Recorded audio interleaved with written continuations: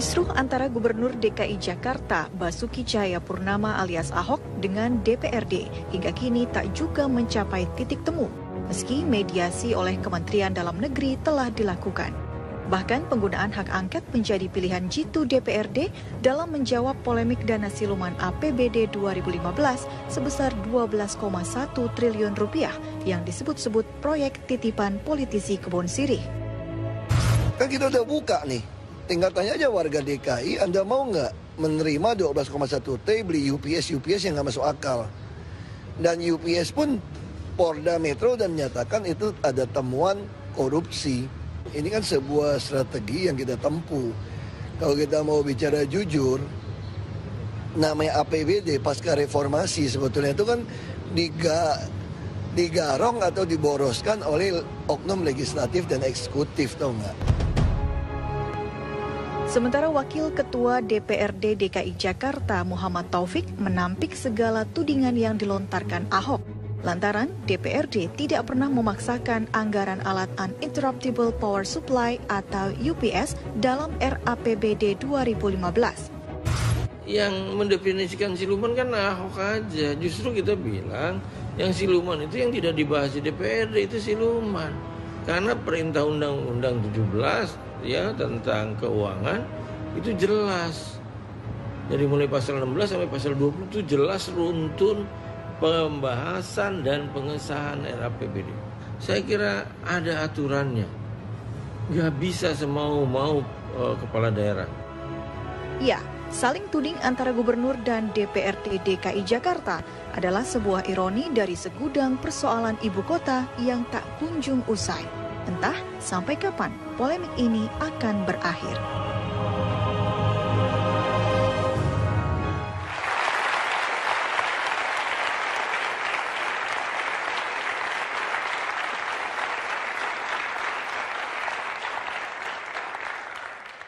Selamat malam Mirsa, jadi yang namanya siluman ini dalam 1 bulan terakhir jadi perbincangan hangat langsung naik daun setelah adanya anggaran APBD yang diduga siluman dan juga adanya dana 12 triliun, 1 rupiah yang diduga siluman juga. Nah ini akhirnya pun memicu perseteruan antara DPRD dengan Gubernur DKI Jakarta Ahok. Lalu siapa sebenarnya yang siluman? Dana yang mana sebenarnya siluman? Dan APBD yang mana yang sebenarnya siluman? Malam ini kita akan membahasnya di debat bersama sejumlah narasumber yang sudah hadir bersama saya. Saya mau ke Bang Anton. Anda ini kan bukan politisi ya, orang awam, sahabat Ahok katanya, tapi mengikuti perkembangan yang terjadi melalui media. Kalau Anda melihat siapa yang sebenarnya siluman di sini? Saya memang bukan politisi, tapi kehidupan kita kan semua mengikuti kebijakan politik. Kita harus paham. Itu loh. Tadi yang... Ya, yang Anda lihat siapa yang siluman dari sini? Dari APBD-nya kah yang siluman atau bahkan DPR-nya kah yang memasukkan dana siluman di sana? Saya nggak bisa menentukan Ahok apa DPRD. Tapi yang pasti, saya sebagai sahabat Ahok, saya tahu beliau sangat bersih. Sangat bersih? Sangat bersih.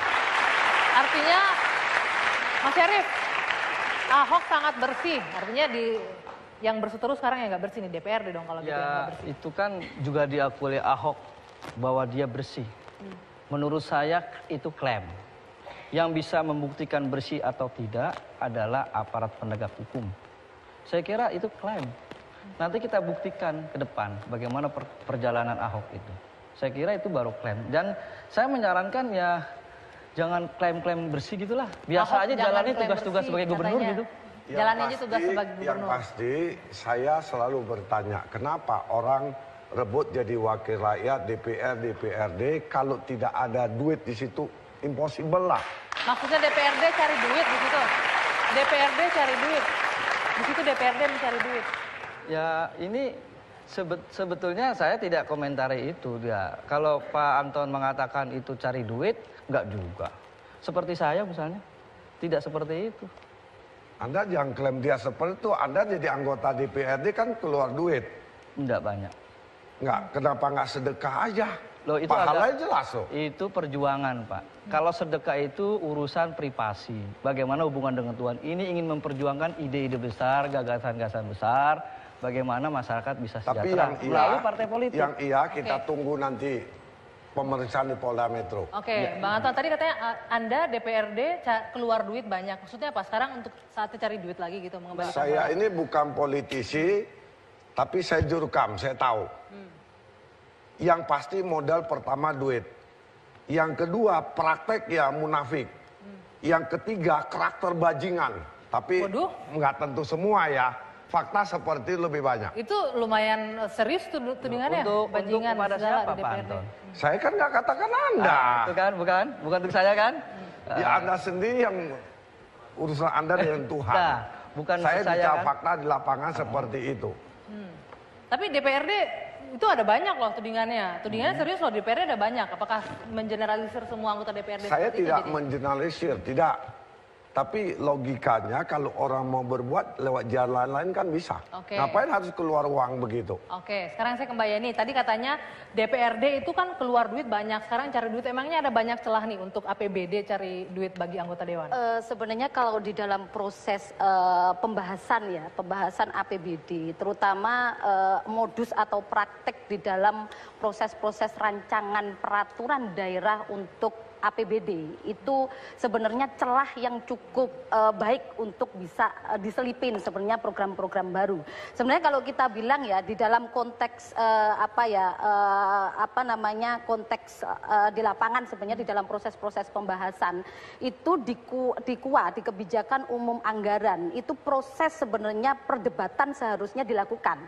Tidak terjadi pada saat ranperda. Lah ranperda itu sebenarnya teman-teman di wilayah baik eksekutif maupun legislatif itu hanya menjalankan wilayah untuk membahas dan menyetujui, tetapi tidak diberikan wilayah untuk menitipkan program dan proyek. Jadi maksud karena Anda sekarang sudah ada di kebijakan umum anggaran yang sudah disepakati oleh eksekutif dan DPR legislatif. menitipkan anggaran dan juga proyek tadi katanya. Jadi kesempatannya di sana sekarang DPRD maksudnya. Itu kan belum terbukti. Coba buktikan. Yang kita jalani adalah perintah undang-undang. Saya berani memastikan tidak hanya anggota DPRD aja. Coba lihat, masih ada oknum di DKI, SKPD, SKPD. Proses pembahasan itu Mbak Yeni, itu kita ngikutin aturan yang ada, ya kan? Pembahasan di Raker Komisi terbuka, tidak ada yang ditutupi. Direkam semua loh. Nah begini, di mana masalahnya? Dalam aturan ya, di dalam aturan Undang-Undang MD 3 nomor 17 tahun 2014, kemudian ada Undang-Undang Pemda tahun nomor 23 tahun 2014, kemudian ada Tatip DPRD DKI Jakarta tahun 2011 untuk kewenangan anggota DPRD hanya di wilayah membahas dan menyetujui, tidak menitipkan tadi. Tidak menitipkan. Karena apa? Wilayah untuk mengusulkan program itu selesai di kebijakan umum anggaran. Pertanyaannya, jika ada titip-titipan program dan proyek itu yang dianggap adalah prioritas program yang melenceng dari kebijakan umum Mas Syarif, anggaran. emangnya ada menitipkan proyek kemarin DPRD? Ini aneh nih. Bagaimana mungkin bisa menitipkan proyek? Bagaimana mungkin caranya bagaimana? Coba buktikan di mana caranya. Yang saya ketahui adalah bahwa SKPD rapat bersama kita, kemudian kita kritisi, kemudian kita bahas dan disetujui, kirimkan ke Mendagri. Mana yang titipan itu? Saya mungkin bisa jawab. Kalau soal ini nggak ada dibilang dibuktikan. Mana koruptor yang bisa kita lihat? Nggak bisa. Paling sepakat penekanan udah main mata nanti di luar selesai. Jadi dua-duanya dong yang bermain. Oke, terus. Kalau bicara gini, bicara soal maling-memaling, saya ini jagoannya. Nah, sebelum Anda jadi ular, saya udah ganti kulit loh. Oke, Bros. Kalau dilihat tendensius ular gitu loh. Tendensi aneh ini kan? Aneh. Karena sebenarnya seperti ini, Fitra kan tidak hanya mengamati atau mengawal APBD DKI Jakarta, tetapi hampir seluruh kabupaten kota praktek ataupun modus seperti ini sudah terjadi di kabupaten maupun di tingkatan provinsi. Bahwa terjadi transaksional antara eksekutif dan legislatif itu sebenarnya adalah sudah adanya oligarki korup yang terjalin sejak lama sebenarnya. Di baik dua itu institusi ini, eksekutif dan legislatif. Iya. Oke. Apakah sebenarnya yang belum kita lakukan adalah penyelidikan investigasi ini adalah siapa di balik ini semua? Oke, makanya kan itu akan rencananya akan angket gitu ya Mas Syarif ya? Ya, itu justru itulah tim angket ini sedang bergerak untuk membongkar dugaan-dugaan seperti itu. Baru berjalan 2 minggu sudah ketahuan, ya kan? Apa nih yang ketahuan? Siapa yang ketahuan? Hari ini Ahok mengatakan kesalahan tidak sepenuhnya DPRD, ternyata SKPD juga. SKPD bosnya siapa? Bosnya siapa? Ya kita gak usah sebut lah. Gubernur juga. Saya katakan gini, SKPD sendiri itu kan yang membahas dengan DPRD, tidak mungkin Ahok langsung. Tapi saya ingin katakan, sejarah membuktikan kalau bukan Ahok tidak ada yang bongkar hampir seluruh Indonesia. Iya. Oke, baik. Saya mengapresiasi statement Pak Anton. Anda bisa buktikan kabupaten mana, gubernur mana yang berani bongkar kecuali Ahok. Iya, Ahok ada kepentingan. Kepentingan apa? Kepentingan membangun negara bangsa ini. Nonsense. Ingin sejahtera rakyat. Oke. Mas Syarif, apa kepentingan Ahok? Nanti kita lanjutkan usai jeda di debat sesaat lagi.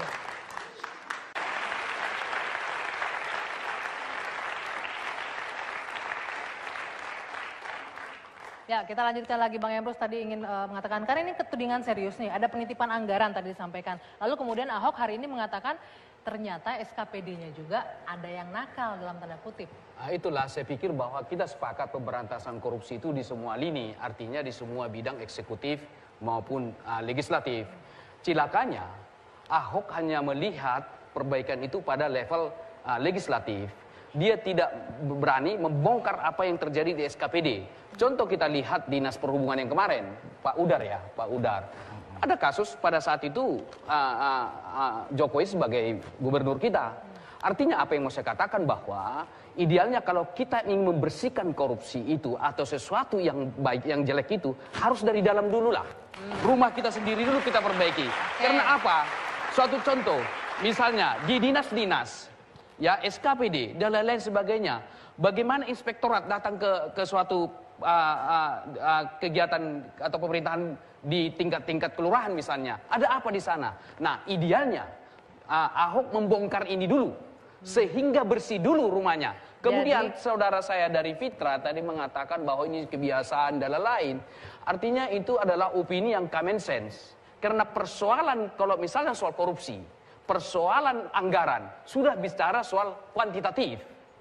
Jadi tidak boleh kita pada level konseptual lagi. Di sana ada penyimpangan. Ya kan? Karena persoalan ini penyimpangan angka. Oke, beranikah saudara dari Fitra menunjukkan ini angka penyimpangan yang dilakukan? Nah, kalau itu kita setuju. Tapi kalau kita daripada level konsep kita berdebat semacam ini, bisa menyesatkan opini publik. Baik, siap. Mbak Yani, gimana? Bisa membongkar nggak di mana? Saya menjawab begini ya, merespon dari Bapak tadi. Yang pertama, apa inisiatif sebenarnya? Inovasi dari Pemprov sebenarnya cukup diapresiasi di dalam memutus mata rantai begal anggaran, mafia anggaran, atau bolehlah dikatakan penghijauan begitu dengan adanya e-budgeting.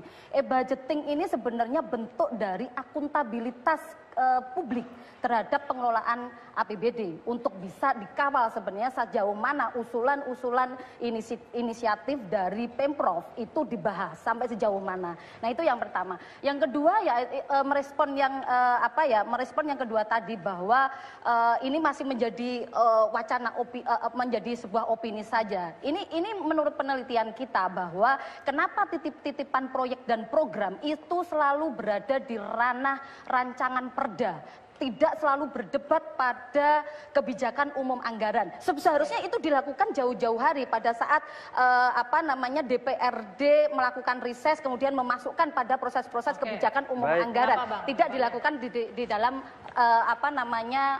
rancangan perda, karena rancangan perda wilayahnya tidak menitipkan program. Tunjukkan dasar hukum penggunaan e-budgeting. Undang-undang apa? Peraturan apa, pasal berapa, berapa. E-budgeting ini yang sedang kami persoalkan. Bukan persoalan titik dan tidak, tetapi yang menjadi titik kritis kita seperti ini. Yang menjadi coba tunjukkan pasalnya. Ya, Silakan, Coba Mbak. saya respon.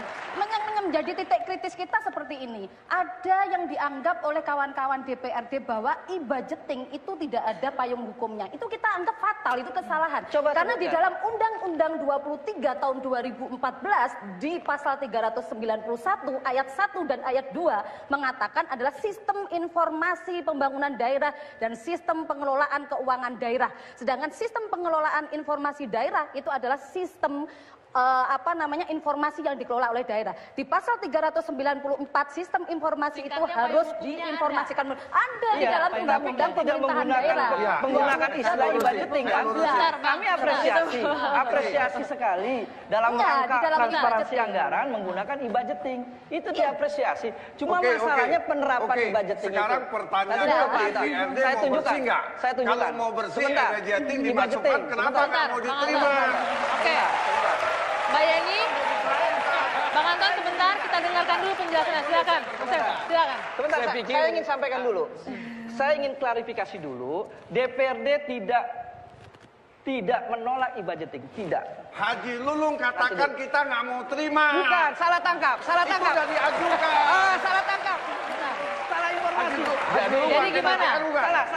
Salah saya Dia klarifikasi. katakan ini belum punya payung hukum, kita nggak mau terima. Salah persepsi. Itu loh. Jadi yang benar Kalau salah persepsi berarti korannya salah, TV juga salah. Yang saya maksud. Sebentar, Bang Anton. Sebentar, Pak Anton ya. Terus yang kedua itu, Sebentar. tadi dikatakan Bapak rumah bersihkan dulu. Iya, Sebentar. Iya kan? Sebentar, Pak Haji. Bang Anton, nanti kita akan masuk ke Anton, sana. Sebentar, kita dengar penjelasan dulu dari Mas Syarif. Silakan. E-budgeting saya jelaskan. Di dalam kajian kita tidak ada satupun ya kan mengatakan itu harus pakai e-budgeting. Oke. Itu dulu. Kalau itu kan tadi penafsiran pada pelaksanaan keterbukaan ya, undang-undang yang dibacakan Mbak ini tadi. Nah, masalahnya seperti ini. E-budgeting itu harusnya diterapkan setelah pembahasan. Bukan sebelum pembahasan. Ini persoalannya. Nah, itu yang ini seharusnya persoalannya. dimunculkan. Begini. Sebentar. Tindakannya bukan begini. Sebentar. Yang Belum kita selesai. kritisi Mbak Mbak Yeni, adalah sebentar. Kita dengarkan dulu. Lanjutkan. Oke, silakan. Kalau dia menggunakan e-budgeting sebelum pembahasan, pertanyaannya begini. Untuk apa draft APBD yang segini diserahkan DPR untuk dibahas kalau sudah dikunci? Persoalannya di situ. Artinya nggak bisa nitip-nitip anggaran lagi gitu? Bukan soal itunya, bukan soal itu. Bagaimana untuk dibahas, dirubah, ditambah dan dikurangi? Oke. Anggaran-anggarannya Ya, Oke, itu dibolehkan undang-undang. Saya jelasin Itu dibolehkan saya undang-undang. paham kok ini. Itu dibolehkan Jadi undang-undang. persoalannya karena DPRD tidak mau terima. Pak Anton salah. Iya kan, karena nggak terima lah sebendal begitu. Salah tangkap. Yang dimaksud e-budgeting oleh kita adalah Pak Sekda sudah mengatakan kami mengirimkan draft APBD ke Mendagri adalah hasil print out e-budgeting, bukan hasil pembahasan. Itu persoalannya, Itu bukan yang menjadi permasalahan. Kenapa yang hasil Kalau pembahasan itu dianggap tidak pelanggaran, diserahkan kita ke pun Mendagri? Karena apresiasi. e-budgeting ini sudah dibahas di gubernur sana, tinggal dorong, tapi mereka nggak mau terima. Tapi kan pembahasan harus DPRD terlibat juga, Bang Iya, Anton. artinya udah didorong, kata Haji Lulung nggak mau, ini belum ada Bukan nggak mau, salah. Jadi, Pak Anton ini salah. Bukan nggak mau, kita ingin menerapkan nggak mau undang-undang yang terima, ada. dibahas. Tidak. Kita ingin mau e-budgeting yang sesuai dengan undang-undang. Artinya apa? Setelah dibahas dikunci. Artinya Justru dibahas begitu itulah disetujui, bicara undang-undangnya. Bentar. Ketika Kita ada tambahan sebentar. itu Kita mau terkunci. minta pendapat dari Bang Rizal. Bagaimana kalau Anda melihatnya kondisi seperti ini? Yang jelas perdebatan Silakan berdiri, Bang Rizal. yang jelas perdebatan ini apapun antara Pak Anton Medan dengan Pak Syarif, menurut saya yang menarik adalah perkelahian ini jelas menguras energi, satu. Tapi yang kedua, ada mudaratnya menurut saya, ada manfaatnya. Manfaatnya apa? Nggak pernah dalam sejarah rakyat, terutama masyarakat Jakarta, itu melototin RAPBD Jakarta secara serius. Saya ini belajar nggak pernah sejarah. tahu ya? Nggak pernah. Ini menurut saya berkahnya Ahok. Tapi menurut saya ada masalahnya juga buat Ahok. Apa itu? Karena energinya habis hanya untuk berkelahi persoalan ini doang. Padahal ada persoalan-persoalan besar. Ada persoalan-persoalan besar Jakarta yang mesti diadepin. Energinya habis untuk perang emosi di seputar RAPBD. Oke, RAPBD ini penting menurut saya. Tapi pertanyaannya adalah kalau RAPBD ini sudah sesuai dengan yang dianggap Ahok atau Pak Anton Medan, manusia paling bersih si Ahok itu. Bersih ya Pak, bersih ya, sesuai dengan harapan Ahok. apakah Ahok punya konsep untuk menjawab persoalan-persoalan Jakarta yang sudah akut? Misal banjir, ya. Apa jawaban Pak Ahok persoalan banjir? Ada dong yang lebih serius dari persoalan banjir, masa pompa yang gak dialiri listrik? Ada gak? Berapa persen dana untuk penanggulangan banjir? Kalau dalam era APBN itu cuma 0,8%, ya di dalam era APBD Jakarta itu berapa persen? Mana lebih besar dengan anggaran beli sendok yang tinggal lusin 8 juta? Nah ini kan pertanyaan, mana lebih penting alokasi dananya daripada beli alat fitness untuk anak SMA? Mana lebih besar alokasinya daripada untuk beli meja pingpong 20 juta? Baik, nanti meja. Kita akan kembali untuk itu. Yang jelas kalau memang Ahok bersih, kemudian penerapannya seperti apa itu yang dipertanyakan. Kita akan lanjutkan nanti usai jeda, saat lagi di debat. Tetap bersama kami. Saling lapor rancangan anggaran pendapatan dan belanja daerah DKI Jakarta antara Gubernur DKI Jakarta Basuki Cahayapurnama alias Ahok dengan DPRD masih menjadi polemik. Lihat saja yang dilakukan Ahok dengan melaporkan dugaan praktik korupsi dalam dana APBD 2015 untuk pengadaan alat Uninterruptible Power Supply atau UPS oleh anggota DPRD DKI Jakarta ke Komisi Pemberantasan Korupsi dan Kejaksaan Agung.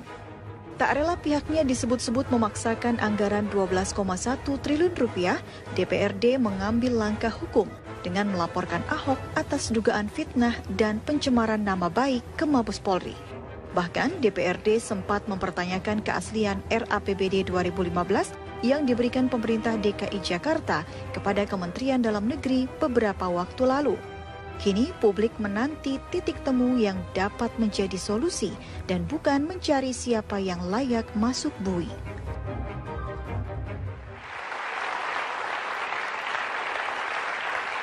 Kita lanjutkan kembali debat, tadi dikatakan saling lapor. Sebelum kita masuk ke sana, apakah memang perlu lapor ke KPK, apakah tidak sebaiknya dibahas lebih dahulu. Tapi sebelum kita lanjutkan tadi yang dikatakan oleh Bang Rizal, kalau memang Ahok mau bersih, penerapannya juga harus jelas. Dan juga tadi yang menarik saya dari Bang Emrus, ya, mengatakan kalau mau bersih-bersih, Ahok harus bersih-bersih rumah juga dulu. Saya nggak tahu Bang Emrus siapa, katanya pengawat politik.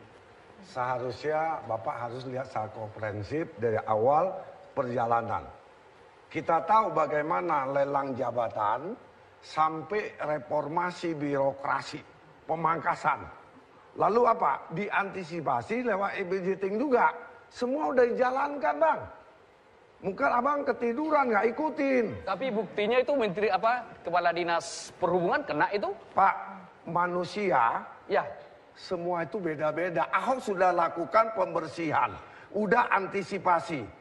Itulah manusia. Justru itulah lebih baik dimulai dari rumahnya sendiri Ahok dulu, juga baru punya target. Nggak bisa rumah tangga kita mulu yang diurus. Oh iya, tapi harus. Tetangga juga penting. Maka itu diluncurkan. Itu Pak Anton, kalau soal itu, gini Pak Anton, saya ingin sampaikan kalau soal itu memang saya menyadari betul, tetapi aneh juga. Saya katakan aneh. Memang Ahok pernah mengatakan begini. Awalnya, ketika DPR dituding bermasalah, kenceng. Begitu SKPD yang punya masalah, dia buang badan. Kira-kira menurut Pak Anton, pemimpin model apa? Kalau Anda katakan Ahok buang badan, saya punya clipping koran. Gimana? Saya akan semuanya serahkan, proses hukum berjalan. Apalagi? Jadi artinya Ahok siap membereskan buang badan. Dia semua beberkan, kemudian saudara saya Rizal, saya ingin katakan, Jakarta ini gelap gulita. Terang, Ruangan yang gelap. Terang. Datang Ahok ingin dengan sebuah sistem, dengan membuka kasus ini, harapan kita, rakyat bukan tua, tapi proses setelah dewasa.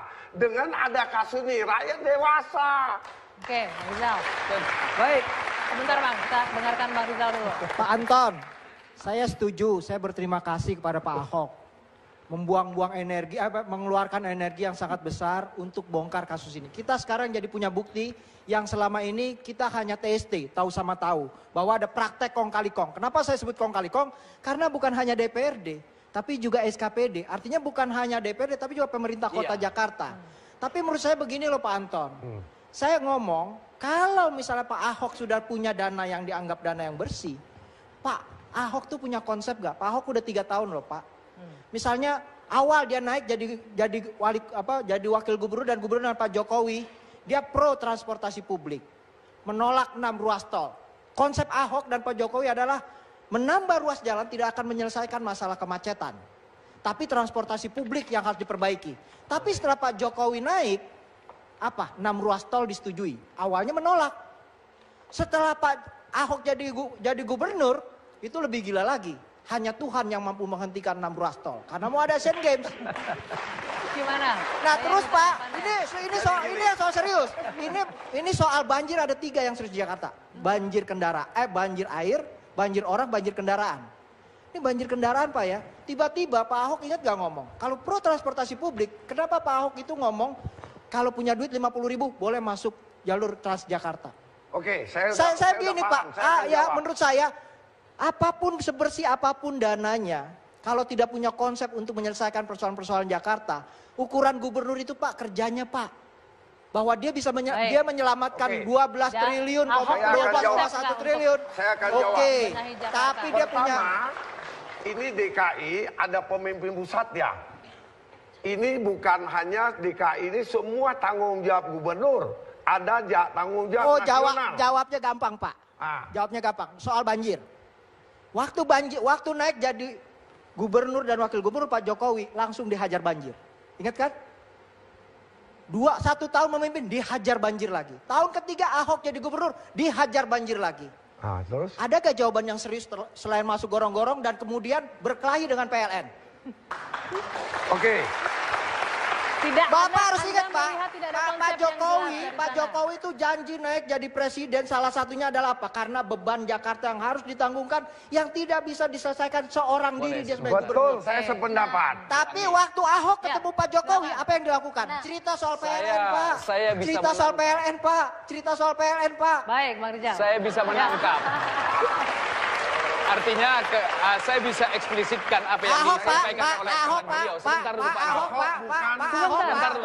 Bang Rizal, sebentar dulu. Ahok pernah saya ngomong, bisa Pak. menangkap. Ahok pernah ngomong. Semua persoalan besar Jakarta itu sudah ada jawabannya. Termasuk soal banjir. Ada riset JICA yang sangat jelas, riset yang mengoreksi dari master plan penyelesaian banjir Jakarta kita tidak melebar ke sana dulu ya. Kita balik lagi ke topik pembahasan kita. Dari pernyataan ini saya bisa menangkap apa makna di balik itu. Saya eksplisitkan. Artinya kita harus hati-hati kepada konflik politik yang terjadi antar elit. Jangan-jangan ini merupakan suatu tirai penutup, menutup kegagalan para politisi yang duduk di eksekutif, sehingga kita terlena publik berada pada wacana soal anggaran APBD. Padahal persoalan banjir dan lain-lain banyak hal. Kita kembali lagi soal anggaran ini. Kalau kita bilang di dalam konteks perencanaan penganggaran sebenarnya tidak semerta-merta bahwa ini kesalahan dari Pemprov juga. Bagaimana fungsi dari budgeting dan fungsi dari kontrol dari legislatif itu sendiri, kan begitu.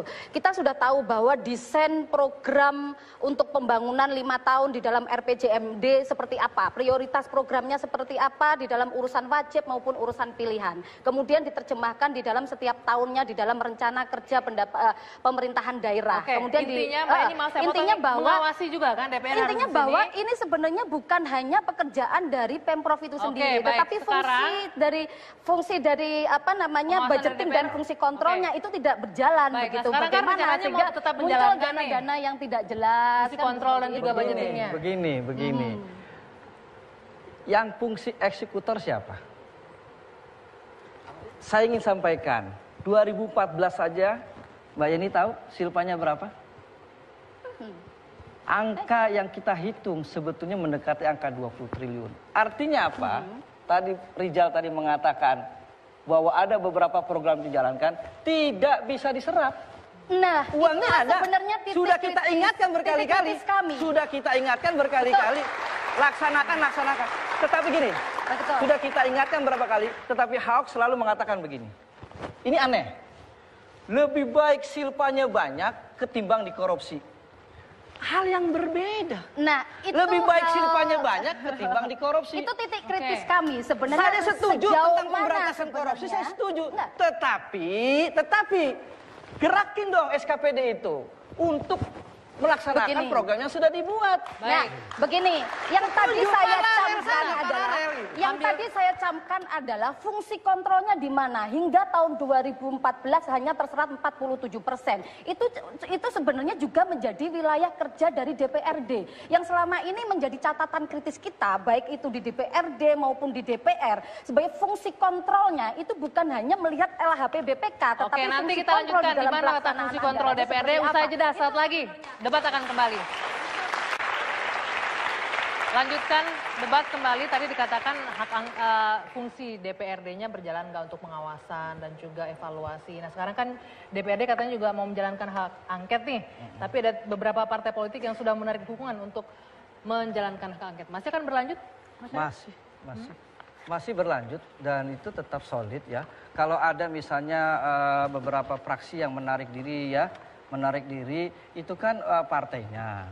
Tetapi secara individual dia masih satu emosi dengan kita. Tetapi dalam mengambil keputusan memang dia tidak terlibat. Hitungan saya yang saya bisa sampaikan baru dua PAN, kemudian Nasdem 5, baru 7 orang. Sementara jumlah DPRD itu 106 pada saat itu ikut menandatangani. Tidak akan mengurangi untuk tetap lanjut ya hak angketnya? Tidak akan mengganggu. Oke, kalau Anda sendiri melihatnya dengan hak angket ini gimana, Bung Anton dan juga Mbak ini?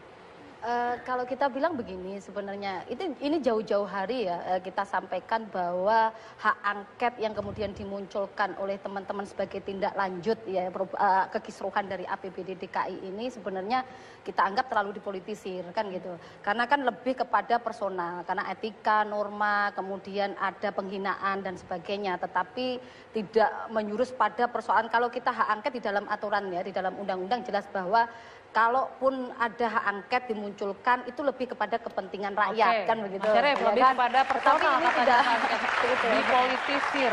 Baik, saya ingin menjelaskan dulu angket ini adalah perintah undang-undang. Kemudian ditanya apakah ada kepentingan rakyat? Tentu saja ada. Kan ini persoalan APBD. APBD kan soal rakyat Mbak Yeni. Iya betul. Iya, rakyat hanya akan menikmati APBD di tahun 2015. Ketika Ahok mengajukan APBD yang bukan dibahas, APBD kan kepentingan masyarakat. Nah, yang kita sampaikan begini, apakah APBD DKI ini dianggap bahwa hak angket itu muncul bahwa kebijakan-kebijakan yang dilahirkan oleh Pemprov itu merugikan rakyat. Itu yang harus dilakukan penyelidikan lebih dalam. Sedangkan temuan kita tahu bahwa muncul angka 12,1 triliun yang itu tidak bersentuhan dengan kepentingan rakyat. Itu dulu yang sebenarnya kita beresin, ya kan? Hak angket yang sebentar. Hak angket itu sudah ranah hukum. Hak angket yang muncul, ya kan? Yang hak angket yang muncul ini, kenapa kita anggap dipolitisir? Bahwa di dalam proses pembahasan ini pada saat diajukan ke Kementerian Dalam Negeri itu lebih pada persoalan administrasi. Tiba-tiba kemudian muncul, kemudian lebih kepada personal. Personal kita anggap bahwa ini tidak sesuai dengan kepentingan rakyat yang diajukan. Seharusnya itu. Personal nggak ada soal personal. Ini dugaan pelanggaran kita yang sudah makin terang. Sudah makin terang bahwa draft APBD yang dikirim ke Kemendagri bukan hasil pembahasan dan persetujuan APBD. APBD itu uang rakyat. Nah, betul itu yang saya uang rakyat. Karena itu kepentingan rakyat. Kita angketkan. Itu yang dipertanyakan. Menjadi catatan kritis adalah sesuai dengan yang dibahas. Yang menjadi catatan kritis begini. Iya kan? Itu kan mengenai persoalan administrasi di mana ada dua versi. Seharusnya pada saat itu dikembalikan oleh Kementerian Dalam Negeri itu dibahas kembali. Ya kan? Kemudian menghapus 12,1 dikembalikan ke publik. Sebentar Bang. Sebentar Bang Ibro. Seharusnya dibahas kembali. Ya, silakan Merizal mau ngomong. Ya ini menarik ada kata rakyat di sini. Karena antara Ahok ya dengan DPRD ini wakil dari rakyat nih yang bicara ya. Bukan, maksud saya sejak Jokowi sama Ahok dilantik, mereka ini konflik terus. Dan yang dikonflikkan itu bukan urusan-urusan rakyat loh. Betul. Saya nggak pernah dengar misalnya DPRD secara serius mempertanyakan persoalan 6 ruas tol yang dalam kampanye tidak disetujui. Kenapa ketika jadi gubernur dan wakil gubernur disetujui? 6 ruas jalan tol? Iya, 6 ruas tol. Sudah terus kita persoalkan. Ya, kenapa tidak seramai seperti ini? Kenapa Bang? kenapa tidak seramai Kenapa begini katanya? masalah banjir, ya, salah satu penyelesaiannya dan programnya adalah normalisasi sungai di Jakarta. Normalisasi loh Pak kata-katanya, bukannya betonisasi. Kenapa nggak diributin soal itu? Dipermasalahkan gitu. Kenapa? Itulah Karena yang saya memang bilang lebih menarik anggaran. debatnya terlalu dipolitisir, saya setuju. Saya Oke. setuju dengan Mbak. Tapi menurut saya dipolitisir untuk rakyat nggak masalah. Saya nggak lihat kok debat yang serius persoalan-persoalan besar Jakarta di mana DPR ngawal persoalan-persoalan besar Jakarta dan Ahok menunjukkan konsep-konsep menyelesaikan. Kalau Anda lihat dipolitisir untuk siapa kalau bukan untuk rakyat? Ya saya ngerasa mereka lagi kampanye aja nih. Lagi kampanye Nah, ini Pak katanya. Anton Jurkam. Begini, Ya saya ngerasa Pak Anton bilang ya udah kayak Jurkam. Bilang Pak Ahok bersih, super bersih. Ya susah lah Pak, pemimpin dimanapun nggak ada yang bersih. Dan kita tahu Pak. begini Mbak. Tadi saya ingin komentari tentang bagaimana DPRD itu bisa mengontrol secara maksimal yang diperdebatkan hal-hal kerakyatan. Itu reguler ya. Itu reguler selalu diadakan, sebulan sekali selalu diadakan. Cuma persoalan yang besar ini APBD. Diekspos sedemikian besar oleh Ahok. Ya kan? Tadi Mbak Yani mengatakan, Pak, pertanyaan saya, kalau Ahok bisa eksploitasi persoalan RAPBD ini, kenapa Bapak di DPRD yang jumlahnya lebih besar, lebih banyak, mewakili rakyat banyak, tidak bisa? Tidak bisa. Menghiperbol persoalan 6 ruas tol, persoalan betonisasi. Ya kan? Konteksnya berbeda Bang Rizal, kita balik lagi Persoalan ke sini dulu. Pemadam kebakaran, damkar. Itu kan Mudah-mudahan ini jadi masukan aja, jadi catatan buat DPRD Secara untuk reguler sudah meramaikan sampaikan. nanti. Sudah disampaikan setiap rapat-rapat reguler kita sudah sampaikan. Saya ingin menanggapi Mbak Yani tadi ya. Mengenai ketika Kemendagri mengembalikan draft APBD yang dikirim oleh gubernur. Seharusnya kan dibahas kembali pada tanggal 6 Februari. Ternyata tidak. Nah hari ini Bamus dan sudah menjadwalkan Banggar akan dibahas kembali kementerian yang dikembalikan oleh Kementerian Negeri itu. Masalahnya adalah yang akan dibahas itu hasil pembahasan dan persetujuan kita bukan. Itu masalahnya. Nah, sebenarnya yang menjadi catatan kritis kita selanjutnya pada saat dimediasi oleh Kementerian Dalam Negeri, eksekutif dan legislatif duduk bersama, itu sebenarnya menjadi titik terang. Tapi ternyata kan Apa titik terjadi terangnya konflik, nanti kan ya? gitu kan? Nanti kita lanjutkan Malah usai terjadi jeda, konflik. saat lagi di debat. Kita tiba di bagian akhir dari debat.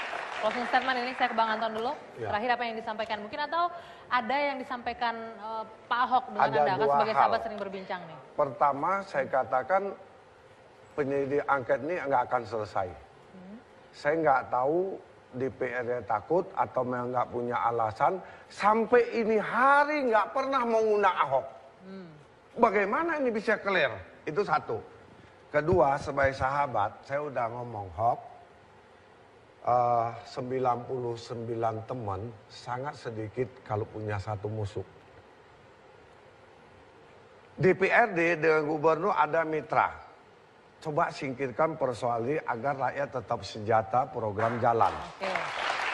Nah, yang kedua, saya bilang Hok, lu sebagai gubernur, target kesejahteraan, mengayomi masyarakat, itu penting. Bagaimana selama ini kebobrokan, bocornya uang di mana-mana di pemerintah kita, kalaupun lu sampaikan, bicara kebenaran. Kebenaran hanya bisa disalahkan tapi tidak mungkin dikalahkan. Saya katakan 106 anggota DPRD, kalau lu benar, lu lawan untuk kebenaran rakyat dan bangsa. Oke, Mas Syarif. Tadi tanyain kenapa nggak berani Pak undang Anton Ahok? menyebut sahabat Ahok, saya juga sahabat Ahok. Saya cukup dekat, boleh dikatakan dekat. Tahu gua. Jadi jangan ngaku-ngaku terus gitu loh. Banyak orang mengatakan, saya termasuk yang bisa disebut dekat. Tetapi dalam persoalan ini sudah jelas kami temukan ada pelanggaran. Karena itu mohon sekali lagi masyarakat juga harus mengikutinya dengan cermat. Dengan cermat, apa yang kita jalankan ini adalah perintah undang-undang, bukan subjektif. Karena saya juga dekat dengan Ahok, Pak Anton. Nah, kisruh ini yang sana benar, sini benar. Mari kita ikuti terus. Nih. Tetapi jangan sampai menjadi hakim. Enggak. Menjadi hakim yang... Maaf saya potong sekali aja. Sekali aja. Silakan. Rupanya tukang Saya potong. dikatakan, Pak Peras, Ketua DPRD mengatakan bahwa RAPB itu palsu. Ini malam Anda kan palsu. Kenapa yang dilaporkan 310, 311 sampai 18 KUHP? Sedangkan ini adalah pemalsuan. Ini pidananya jelas. Kenapa ini yang nggak dilaporkan? Maaf, makasih. Itu ranah hukum, Pak Anton. Itu ranah hukum. Kami hanya menjelaskan proses politik yang terjadi di DPRD. Kondisi sekarang makin kentara bahwa proses-proses yang dijalankan oleh gubernur itu melanggar ketentuan yang ada. Nah, Terakhir, kalau dari kita itu sebenarnya aja. begini, seyogyanya ya kalau kita bilang bahwa ini adalah untuk kepentingan rakyat, dua institusi duduk bersama kemudian mencoba untuk memisahkan ketiga hal penting di dalam hal ini, terutama kita berbicara hak angket, kemudian pembahasan APBD itu sendiri, kemudian penegakan hukum. Ini hal yang harus dipisahkan. Sehingga kalau kita bilang pemisahan tiga hal ini sehingga tidak akan berdampak pada penyanderaan APBD DKI. Karena yang tidak berdampak pada penyanderaan APBD DKI. Singkat, yang perlu saya tanggapi pertama tentang dari Yeni dulu ya. Bahwa dibilang catatan kritis. Catatan kritis itu harus dua sisi, jangan hanya satu sisi. Misalnya Anda tidak mengemukakan bagaimana 12 triliun itu dibongkar. Artinya hanya dikatakan ada siluman 12 triliun, tapi tidak dibuat secara rinci prosesnya, itu satu. Yang kedua adalah saya tanggapi adalah persoalan angket ini. Kalaupun ini dilakukan, saya kira lebih baik dibuka ke publik. Ketika proses angket ini, DPR maupun hak Ahok sama-sama terbuka ke publik, publik menjadi hakimnya. Baik, intinya transparansi Yang terakhir adalah persoalan kemarin itu yang kita sebut mediasi. Ada kesalahan Ahok yang mutlak. Ketika dia di depan, dia menunjuk orang yang lebih tua dari dia. Itu tidak educate. Dan tidak mendidik masyarakat. Itu harus dirubah oleh Ahok. Intinya kita semua ingin yang terbaik untuk masyarakat DKI Jakarta khususnya, sehingga pembahasannya juga harus transparan. Demikian perdebatan malam hari ini.